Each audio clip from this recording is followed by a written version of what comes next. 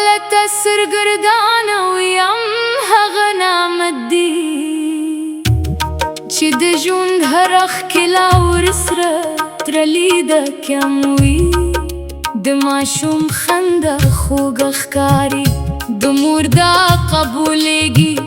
د پلار زیار رنګ راوړي او د ځوانانو هیلې وزرونه مومي زما د کلي په حد کې به کله د مرغیو سندرې اورېدل کېدې د چینې اوبه به په نغمو بهېدلې او د باغونو ګلان بله خوشبويي د پوښو چې کله د نفرت بادونه راوالوتل د خلکو په زړونو کې ویره ځای ونیوه د خندا پر ځای چوپتیا راغله او د مینې پر ځای واټنونه پیدا شول هماغه وخت مې د ارزښت وپېژانده یوازې د ټوپک چوپتیا نه ده بلکې د زړونو یووالي همدې کې د خلکو ترمنځ مینه نه وي که ورور د ورور درد احساس نه کړي که داوندي د داوندي لاس ونه نیسي نو ظاهري سکون هم بشپړ امن شي جوړولای رښتینی هم هغه دی چې د انسان په زړه کې ځای ونیسي ګوي ټولنې تر هر ګوت پورې خپور شي ما یو بوډا لیدلی و چې هر سهار به یې د کلي په جومات کې دعا کوله هغه به ویل ای خدایه زموږ اولادونو ته امر راولېږه ځکه چې دم په سیوري کې هره هیله غوړېږي د هغه خبرې به زما په ذهن کې انګازي کل رښتیا هم کې امن وي نو ښوونځي تش پاتې کېږي بازارونه سوړوي او د خلکو خوبونه نیمګړي شي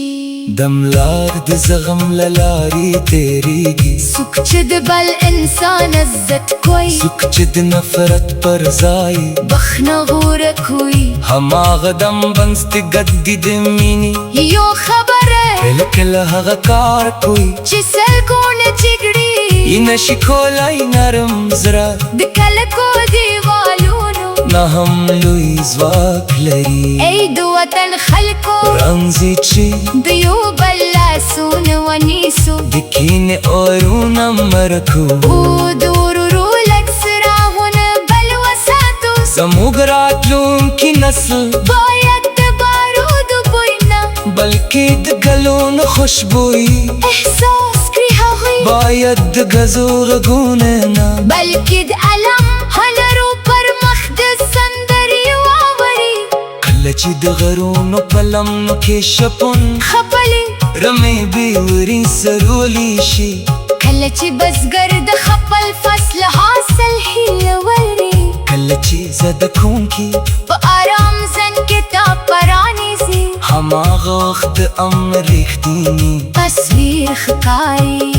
د هر انسان به درمان دی او د هر ملک ستره شتمني ده زه د داسې سهار هیله لرم چې د نړۍ هر ګوټ د سولې پیغام یوسي داسې سهار چې پکې د انسان ارزښت د ژبې ګوموسي ملت توپیرونو لوړه داسې سهار چې پکې هر ماشوم د خندا حق ولي او هر مور د خپل اولاد راتلونکي لپاره بېغمه دعا کړې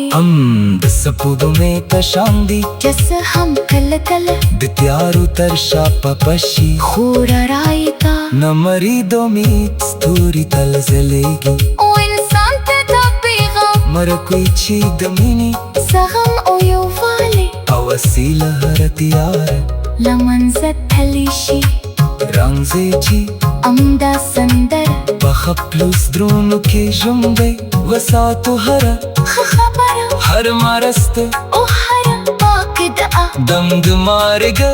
یو خښته ده که موږ دوی په اخلاص سره د سولې لپاره وکړو نو سبا د زمو کلي ښارونه او وطن د خوشحالۍ سوکالي ورورولۍ پر